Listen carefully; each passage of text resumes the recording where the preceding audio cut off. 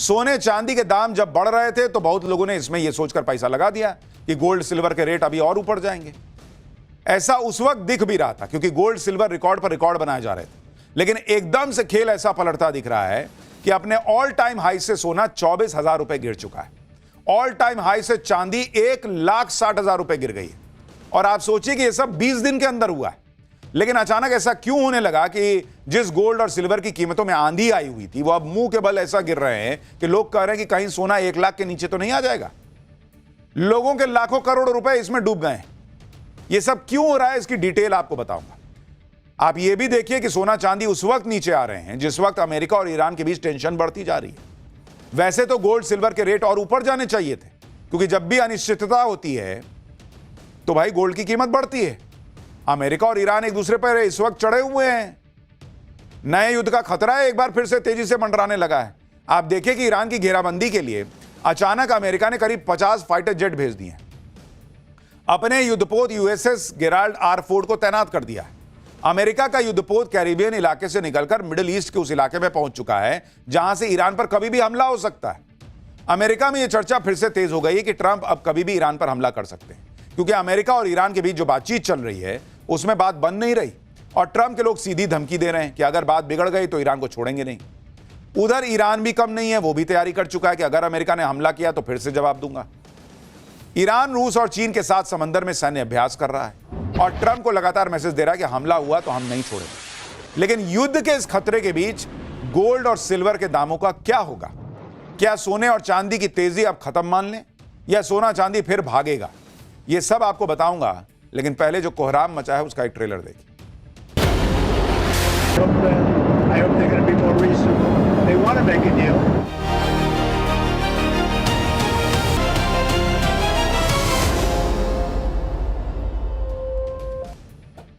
सबसे पहले बात गोल्ड के गिरने की और चांदी के क्रैश होने की। अभी तक तो सोना चांदी ने गदर काट रखा था, लेकिन अब फिर से लोग भयंकर कंफ्यूजन में जी रहे हैं कि सोना चांदी खरीदना है या भाई बेच के निकल जाना है।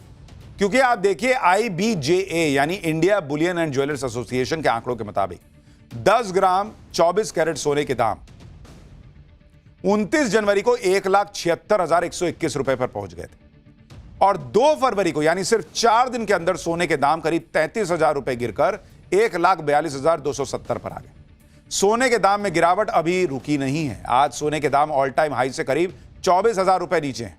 आज सोने की कीमत 1,51,963 रुपए। अगर सोना और चांदी दोनों की बात करें तो सोने की कीमत 20 दिनों में करीब 14% गिर चुकी है और चांदी की कीमत इन 20 दिनों में 38% गिर चुकी है। आप देखिए कि इन सभी वजहों से जिस तरह सोना गिरा और चांदी क्रैश हुआ उसने कैसे लाखों करोड़ रुपए लोगों के डुबा दिए। आप देखिए किस तरह से लोगों का नुकसान हो रहा है और इसलिए लोग उहापोह में भाई कि क्या करना है, खरीदना है, बेच के निकल जाना है। 17 फरवरी अगर आप देखेंगे मार्केट से साफ हुआ कितना पैसा भाई सोना चांदी गिरने से? 116 लाख करोड़ रुपया सोना चांदी गिरने से, उसके रेट गिरने से। और अगर आप देखिएगा 31 जनवरी से 2 फरवरी 2 फेब इस दौरान देखिएगा तो 900 लाख करोड़ रुपए बॉस, 900 लाख करोड़ रुपया लोगों का डूब चुका है। एक दिन में नुकसान वो 450 लाख करोड़ रुपए इन 3 दिनों में सबसे ज्यादा। और गोल्ड जिस तरह से गिर रहा है उसे देखते हुए अब सवाल उठने लगे हैं कि क्या सोने के दाम 90,000 तक गिरकर आ जाएगा? ऐसा क्या हो रहा है कि गोल्ड सिल्वर जो ऑल टाइम हाई पर था उसने इतने नीचे गिरने की ठान ली है? इसके बारे में आपको बताऊंगा। सोने चांदी की चमक फीकी पड़ने के पीछे 3 बड़ी वजहें बताई जा रही है। पहली, रूस और अमेरिका के बीच डॉलर वाली डील की खबर। दूसरी, चीन में नए साल का जश्न। और तीसरी, ईरान और अमेरिका के बीच बातचीत। अब ये तीनों क्यों ये वजह बन रही हैं गोल्ड और सिल्वर के रेट के गिरने की, उसको डिटेल में समझिए। सोने चांदी की कीमतों में जिस खबर का सबसे ज्यादा असर पड़ा है वो है अमेरिका और रूस के बीच डॉलर को लेकर होने वाली संभावित डील। मीडिया रिपोर्ट्स के मुताबिक रूस के राष्ट्रपति पुतिन अमेरिका के राष्ट्रपति ट्रंप के साथ आर्थिक साझेदारी बढ़ाने पर विचार कर रहे हैं, जिसके लिए रूस अमेरिकी डॉलर में कारोबार के लिए तैयार हो सकता है। अगर ऐसा होता है तो यह पुतिन का उस फैसले का से यू टर्न होगा जिसमें उन्होंने ग्लोबल ट्रेड में डी डॉलराइजेशन को बढ़ावा देने की हामी भरी थी। साल 2022 के बाद यूक्रेन के साथ युद्ध और अमेरिका की तरफ से लगाए जा रहे प्रतिबंधों के बीच पुतिन डी डॉलराइजेशन की वकालत करते रहे। अगर पुतिन ट्रंप के बीच डॉलर को लेकर यह डील हो गई तो डॉलर और मजबूत हो जाएगा, और डॉलर मजबूत हुआ तो सोना चांदी को कमजोरी झेलनी पड़ेगी। सोना चांदी के दाम और गिर सकते हैं। आप देखिए कि 12 फरवरी को इस डील की खबर आते ही इंटरनेशनल मार्केट में सोने की कीमत करीब 3% गिर गई थी, जबकि भारत में भी सोने के दाम एक ही दिन में 3,000 रुपए गिर गए थे। अभी सिर्फ डील की संभावना पर इतनी गिरावट हो गई है। डील हो गई तो सोचिए क्या होगा। लेकिन सोने और चांदी की कीमतों में लगातार आ रही गिरावट के लिए चीन को भी जिम्मेदार माना जा रहा है। दरअसल इन दिनों चीन के लोग चाइनीज न्यू ईयर का जश्न मनाने में डूबे हैं। चीनी नववर्ष 17 फरवरी से शुरू हुआ है। इस दौरान चीन के शेयर मार्केट ही नहीं, एशिया में मलेशिया, सिंगापुर, दक्षिण कोरिया और ताइवान भी शेयर बाजार करीब एक हफ्ते तक बंद रहता है। यहां का शेयर मार्केट बंद होने से ग्लोबल मार्केट में कई बड़े प्लेयर गायब रहते हैं। इससे सोने और चांदी जैसे मेटल्स की डिमांड घट जाती है। आप देखिए कि 17 फरवरी को ही सोने और चांदी के दाम करीब 2% तक गिर गए।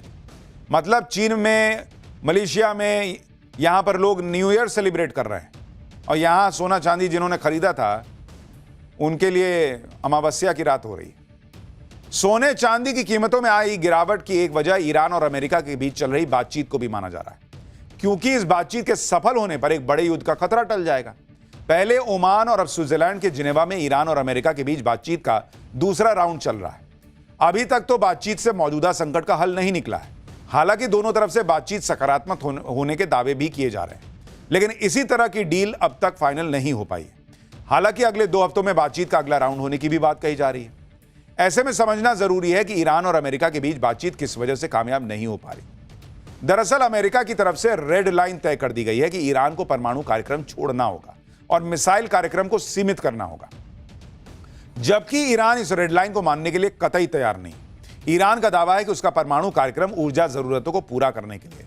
साथ ही ईरान ने साफ कर दिया है कि बातचीत सिर्फ परमाणु कार्यक्रम पर ही होगी, मिसाइल कार्यक्रम पर इसमें कोई चर्चा नहीं होगी। अभी बातचीत चल रही है क्योंकि लोग तो सोच रहे थे कि जो हालात हैं, ट्रंप जैसे धमका रहे हैं, कभी भी युद्ध शुरू हो जाएगा। तो चूंकि इतना लंबा मामला खिंच गया और युद्ध शुरू नहीं हुआ, तो मार्केट सेंटिमेंट ये बना कि कहीं ऐसा तो नहीं मामला सेट हो जाएगा दोनों के बीच। ले, सोना चांदी गिर गया और धप से पूरी दुनिया ये उम्मीद लगाए बैठी है कि अमेरिका और ईरान के बीच बातचीत सफल होगी तो दुनिया भर में मची उथल पुथल पर कुछ हद तक लगाम लगेगी। लेकिन ट्रंप जिस तरह बयानबाजी करते हैं, एक्शन लेते हैं, उसे देखते हुए दुनिया को ईरान और अमेरिका के बीच चल रही बातचीत से बहुत ज्यादा उम्मीद भी पूरी तरह से नहीं है। हालांकि ट्रंप लगातार दावा कर रहे हैं कि ईरान और अमेरिका के बीच डील हो जाएगी, लेकिन आप देखिए कि एक तरफ स्विट्जरलैंड के जिनेवा में ईरान और अमेरिका के बीच बातचीत हो रही है, दूसरी तरफ अमेरिका खाड़ी देशों में लगातार अपनी सैन्य तैनाती बढ़ाता चला जा रहा है। अमेरिका ने पिछले 24 घंटों में 50 से ज्यादा फाइटर जेट्स मिडिल ईस्ट की तरफ भेज दी। इनमें F-35 है, F-22 है, F-16 जैसे आधुनिक फाइटर जेट शामिल हैं। इन फाइटर जेट्स के साथ अमेरिका ने कई एरियल रिफ्यूलिंग प्लेन भी खाड़ी देश में भेज दी। अमेरिकी नेवी का USS Gerald R. Ford aircraft carrier भी मिडिल ईस्ट के लिए निकल चुका है, जिसे दुनिया का सबसे बड़ा वॉरशिप माना जाता है। यह वॉरशिप पूरी तरह लोड होने पर करीब 1 लाख टन डिस्प्लेसमेंट करता है, जो करीब 15,000 हाथियों के वजन के बराबर है। डिस्प्लेसमेंट का मतलब है पानी के उस वजन से है जिसे जहाज पूरी तरह लोड होने पर अपने नीचे से हटाता है। USS Gerald R. फोर्ड एक स्ट्राइक ग्रुप है जो अपने साथ 3 गाइडेड मिसाइल डिस्ट्रॉयर के साथ निकला है। यानी उधर बातचीत चल रही है और इधर तैयारी ऐसी चल रही है कि लोग समझ ही नहीं पा रहे हैं कि भाई लड़ोगे कि चुप बैठोगे, एक बार बता दो सोना खरीदेंगे नहीं खरीदेंगे। इससे पहले अमेरिका का समंदर में तैरता किला माना जाने वाला USS अब्राहम लिंकन पहले ही ईरान के पास पहुंचा बैठा है। अपने इन्हीं वॉरशिप्स, फाइटर जेट्स और मजबूत सेना के दम पर ट्रंप लगातार ईरान पर दबाव बनाने में जुटे हैं। कह रहे हैं कि ईरान पिछली बार जैसी गलती नहीं करेगा और अमेरिका के साथ डील कर लेगा। एक बार ट्रंप को सुनिए, फिर आपको ट्रंप की इन प्रेशर टैक्टिक्स पर ईरान के सुप्रीम लीडर ने किस तरह पलटवार किया वो भी बताता हूं। I would say they've been negotiations because we could have had a deal instead of sending the B-2s in to knock out their nuclear potential. We had to send the B-2s. I hope they're going to be more reasonable. They want to make a deal. Iran के साथ बातचीत के बीच Trump की तरफ से लगातार धमकियां दी जा रही हैं। तो ऐसे में ईरान के सुप्रीम लीडर खामनेई भी पहली बार खुलकर हुंकार भरते दिखे। ट्रंप के हमले का खामनेई ने जिस अंदाज में जवाब दिया, उसके बाद अमेरिका और ईरान के बीच चल रही बातचीत खटाई में पड़ने की अटकलें तेज होने लगी। खामनेई ने पहली बार अमेरिका, उसकी पावरफुल आर्मी और ईरान की घेराबंदी के लिए भेजे गए अमेरिकी वॉरशिप्स को निशाने पर लिया और 30 मिनट के अंदर ट्रंप की तीन बड़ी चेतावनी देते हुए कहा कि ट्रंप कहते रहते हैं कि उन्होंने ईरान की तरफ एक एयरक्राफ्ट कैरियर भेजा है। भले ही एक एयरक्राफ्ट कैरियर निश्चित तौर पर एक खतरनाक हथियार है, लेकिन एयरक्राफ्ट कैरियर से भी ज्यादा खतरनाक वो हथियार है जो इस वॉरशिप को समंदर की गहराई में भेज सकता है। मतलब खामनेई कह रहे हैं कि भाई तुम्हारा क्या है, उसको ऐसा फोड़ूंगा कि जाके समंदर में गिरा मिलेगा अंदर। आगे खामनेई ने कहा कि अमेरिकी राष्ट्रपति कहते रहते हैं कि उनके पास दुनिया की सबसे मजबूत मिलिट्री फोर्स है, लेकिन दुनिया की सबसे मजबूत मिलिट्री फोर्स पर भी कभी कभी इतना जोरदार हमला हो सकता है कि वो उठ ही ना सके। यही नहीं, खामनेई ने आगे कहा कि ट्रंप मान चुके हैं कि 47 सालों से अमेरिका ईरान के इस्लामिक गणराज्य को खत्म नहीं कर पाया। यह एक सच्चा और अच्छा कबूलनामा है। ट्रंप भी ईरान को नहीं झुका पाएंगे। यानी खामनेई ने भी ट्रंप को और पिन मार दिया कि हमको धमकाओ मत, ये सब तस्वीरें दिखा के। अमेरिका के साथ जारी इस तनातनी के बीच ईरान ने एक बार फिर शक्ति प्रदर्शन किया। ईरान की सेना ने हॉर्मुज स्ट्रेट में मिलिट्री ड्रिल की, जिससे समंदर में खड़े वॉरशिप्स को मिसाइलों से सटीक निशाना साधकर ध्वस्त करने की तकनीक का प्रदर्शन किया। मतलब अमेरिका वॉरशिप खड़ी कर रहा है, ये वॉरशिप को फोड़ते हुए अपनी तस्वीरें दिखा रहा है। इस मिलिट्री ड्रिल के जरिए एक तरफ ईरान ने अमेरिका को दिखा दिया कि युद्ध छिड़ा तो उसके निशाने पर ईरान को घेरने के लिए पहुंचे अमेरिकी वॉरशिप्स। साथ ही उसने मिलिट्री ड्रिल के दौरान हॉर्मुज स्ट्रेट को बंद करके पूरी दुनिया को भी मैसेज दे दिया ईरान पर हमला होने से दुनिया किस तरह से प्रभावित हो सकती है, क्योंकि ईरान पहले भी साफ कर चुका है कि हमला हुआ तो वो हॉर्मुज स्ट्रेट को बंद कर देगा। और यह पहला मौका है कि जब अमेरिका की सैन्य कार्रवाई की धमकी के बीच ईरान ने इस हॉर्मुज स्ट्रेट को बंद करके भी दिखा दिया। ईरान के शक्ति प्रदर्शन में अब रूस और चीन भी उसके साथ आ गए। रूस और चीन के युद्धपोत हॉर्मुज में ईरान के साथ होने वाली जॉइंट मिलिट्री ड्रिल के लिए निकल चुके हैं। यानी माहौल जो है वो पूरा अभी जो है ना हिला हुआ है।